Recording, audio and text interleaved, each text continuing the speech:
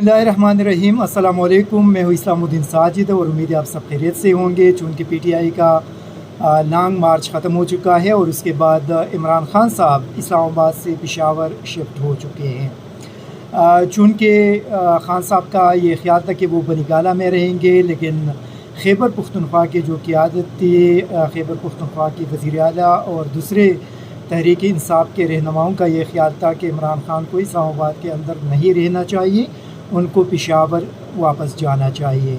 और उसके बाद कल जब उन्होंने अपने लॉन्ग मार्च के एहतमाम का ऐलान किया तो उसके बाद फिर वो वापस पेशावर शिफ्ट हो चुके हैं और अभी पेशावर में रहेंगे। चूँकि इसके दो तीन वजूहात थे। एक तो इस्लामाबाद के अंदर सिक्योरिटी की वजूहात थी कि वहाँ पे चूँकि आग लगी, आप लोगों को पता है, और ख़ुद भी इमरान खान ने उसका कई मरतबा इजहार भी कर दिया है कि उनके जान को ख़तरा है। तो उसी वजह से तहरीक इंसाफ की क़ियादत का ये मशवरा था और ये उनकी तरफ से सजेशन थी कि उनको खैबर पख्तूनख्वा में जाना चाहिए क्योंकि वो ज़्यादा सिक्योर है। दूसरा, चूँकि उन्होंने हुकूमत को 6 दिन की डेडलाइन दी है और उसमें ये है कि बज़ाहिर यही लग रहा है कि जिस तरह के रात को उन्होंने पेट्रोलियम मसनूआत की कीमतों में इजाफे का ऐलान कर दिया और IMF के सामने उन्होंने घटने टेक दी, और जो पहले से वो ये बात कर रहे थे मौलाना फजल रहमान, आसिफ जरदारी और शहबाज शरीफ कि वो आवाम पर बोझ नहीं डालेंगे, मुश्किल फैसले नहीं करेंगे, लेकिन आवाम पे एक बहुत बड़ा पेट्रोल बम गिरा दिया गया और अभी इससे महंगाई का एक तूफ़ान आएगा और उससे बहुत ज़्यादा लोग मुतासिर होंगे। मतलब उसमें जो सरमाएदार हैं, चलो उनके लिए तो कोई मसला नहीं होगा, वो तो मुतासिर नहीं होंगे, लेकिन जो गरीब और मिडिल क्लास तबका है वो बहुत ज़्यादा मुतासिर होगा इस फैसले से, क्योंकि अभी हर चीज़ की कीमत में इजाफ़ा हो जाएगा। तो अभी देखना ये है कि हुकूमत ने जो गारंटी दी थी, मतलब हुकूमत की तरफ से जो गारंटी दी गई थी इमरान खान साहब को कुछ ताकतवर हलकों की तरफ से, और उसमें कुछ ख़ास लोग शामिल थे क्योंकि इमरान खान इत्मीनान नहीं कर रहे थे, तो बीच में फिर कुछ चंद और लोगों को लाया गया कि ये गारंटर होंगे।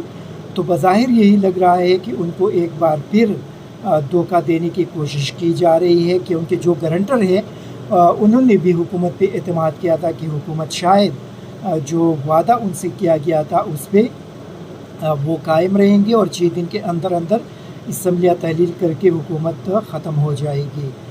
लेकिन जो आसिफ जरदारी और मौलाना फजल रहमान हैं वो अब भी दबाव डाल रहे हैं हुकूमत पे कि वो इसम्बलियाँ भी तहलील नहीं करेंगे और इलेक्शन में भी नहीं जाएंगे। उसकी बुनियादी वजह यही है कि जिसका हम बार बार जिक्र कर रहे हैं कि आसिफ जरदारी को ये ख़दशा है कि वो सिंध के अंदर इलेक्शन नहीं जीत सकेंगे, उनको वहाँ पे PTI के हाथों शिकस्त का सामना करना पड़ेगा। मौलाना फजल रहमान को ये ख़दशा है कि खैबर पख्तूनख्वा के अंदर इस बार उनको 13-14 जो बलूचिस्तान और खैबर पख्तूनख्वा के अंदर 14 सीटें मिल गई थी, वो भी उनको मिलना दोबारा मुश्किल होगा कौमी असम्बली के अंदर। तो इसी वजह से वो चीज़ को पीछे डिले करने की कोशिश कर रहे हैं।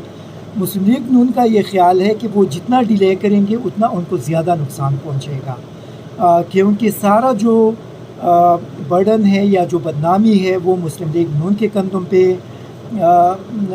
आएगा और लोग उनको रिस्पॉन्सिबल ठहराएंगे और उसकी वजह से आवाम के अंदर उनके ख़िलाफ़ जो रेजिस्टेंस है उसमें मज़ीद इजाफ़ा होगा। तो अभी जो इत्तेहादी है वो आपस में फंस गए हैं, अभी उनको कुछ समझ नहीं आ रहा कि वो क्या करे।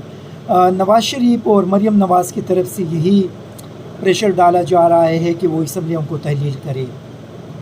शहबाज शरीफ इत्तेहादियों के बग़ैर जाने का रिस्क नहीं ले रहा, उनका ये ख्याल है कि फिर जो इत्तेहादी है वो उनके पीछे पड़ेंगे और फिर नेक्स्ट टाइम उनके लिए मसला होगा। फिर अगर ऐसा कोई इलेक्शन के बाद ऐसा कोई चांस बनेगा कि वो एक प्लेटफॉर्म पे इकट्ठे होंगे तो फिर ये लोग उनके साथ नहीं आएंगे।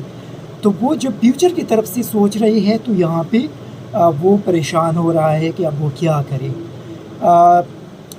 यहाँ पे इत्तेहादियों का मैंने आपको बता दिया, आसिफ जरदारी और मौलाना का, कि वो क्यों नहीं जा रहे।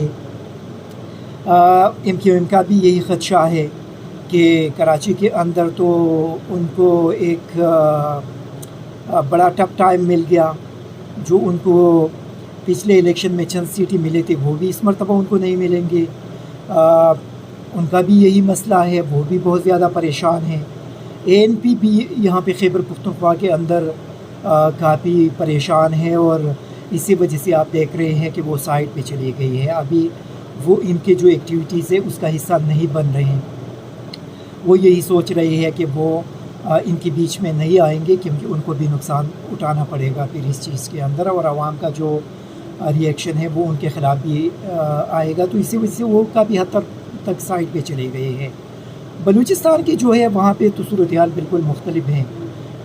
चूँकि आप लोगों ने सुना भी कि बाप जो एक बलूचिस्तान अवामी पार्टी है वो अभी सोच रहे हैं कि वो उनसे अलग हो जाए, क्योंकि कल आप लोगों ने बलूचिस्तान के अंदर देखा कि वहाँ पे वज़ीर आला के ख़िलाफ़ जो तहरीक अदम एतमाद वो कामयाब न हो सकी।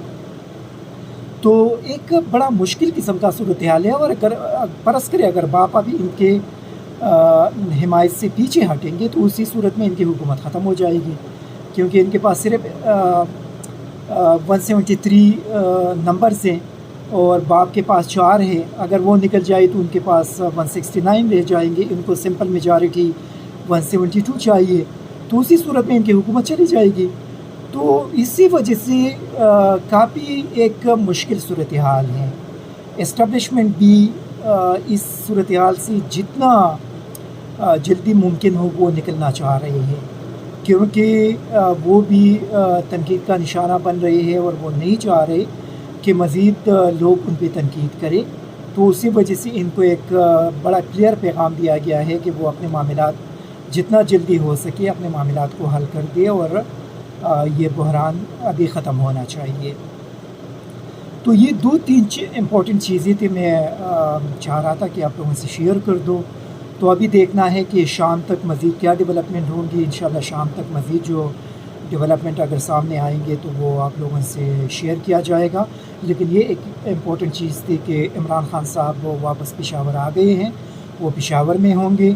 अगर इन 6 दिनों के अंदर अंदर अगर कोई फ़ैसला नहीं होगा मरकज़ जो हुकूमत है और जो ताकतवर हल्के है, तो उसके बाद फिर इमरान खान पेशावर से एक बार फिर अपनी तहरीक का आगाज़ करेंगे। और ये इम्कान है, जिस तरह कि उन्होंने कल कहा था कि वो दोबारा लोगों को लेकर आएंगे। और कल सुप्रीम कोर्ट के अंदर भी उनके ख़िलाफ़ जो तवीनी अदालत की दरख्वास्त दायर की गई थी वो सिलसिला भी ख़त्म हुआ, उस पर भी कोई कार्रवाई नहीं हुई। और वो सुप्रीम कोर्ट ने एक बड़ा अच्छा फ़ैसला किया, क्योंकि अगर उसके अंदर सुप्रीम कोर्ट कुछ कर देती तो फिर एक काफ़ी बड़ा मसला बन जाता, क्योंकि फिर उसी सूरत में हुकूमत के ख़िलाफ़ भी एक्शन हो जाता, क्योंकि उन्होंने भी सुप्रीम कोर्ट के जो ऑर्डर थी उनके ख़िलाफ़ वर्जी की थी, लोगों की शेयरिंग की थी, गिरफ़्तारियाँ की थी। एक उसमें 5 लोग शहीद भी हुए थे, काफ़ी सारे 100 या 200 से ज़्यादा लोग उसमें ज़ख्मी भी हुए थे। तो एक बहुत गंभीर किस्म का सूरत हाल बन जाता। लेकिन सुप्रीम कोर्ट ने एक बड़ा दानिशमंदाना फ़ैसला किया कि उन दरख्वास्तों को एक किस्म का मुस्तरद कर दिया और केस को ख़ारिज कर दिया। तो ये एक बड़ा अच्छा फ़ैसला था। लेकिन सुप्रीम कोर्ट के ख़िलाफ़ जो एक मुहिम शुरू की गई है एक ख़ास हल्के की तरफ से, आपको पता है एक ख़ास ग्रुप है, उन्होंने ये सारा कैंपेन शुरू कर दिया है। तो चीफ़ जस्टिस साहब से रिक्वेस्ट है, क्योंकि जो FIA है उनकी तरफ से तो अभी कोई कार्रवाई नहीं हुई, लेकिन चीफ़ जस्टिस साहब अदलिया के ख़िलाफ़ इस मुहिम का नोटिस ले, और जो लोग इसमें मुलव्विस है, ख़्वाह वो सहाफ़ी है या कोई दूसरे बासर लोग हैं या जो भी है, उनके ख़िलाफ़ एक्शन होना चाहिए। उनके ख़िलाफ़ FIA को ऑर्डर करे कि ये जितने भी लोग हैं ट्विटर पे या फेसबुक पे जो कैंपेन हो रही है उन सारे लोगों का जो डेटा है वो अदालत के सामने पेश करे और उनके ख़िलाफ़ बाकायदा कार्रवाई होनी चाहिए। इस मरतबा अगर कार्रवाई हुई तो नेक्स्ट टाइम कोई भी बंदा सुप्रीम कोर्ट या आर्मी या किसी पार्लियामेंट या किसी और इदारे के ख़िलाफ़ इस किस्म का मुहिम नहीं चला सकेंगे। तो ये अभी उनके पास टाइम है कि वो इनके ख़िलाफ़ ज़रूर कार्रवाई करें। Thank you very much.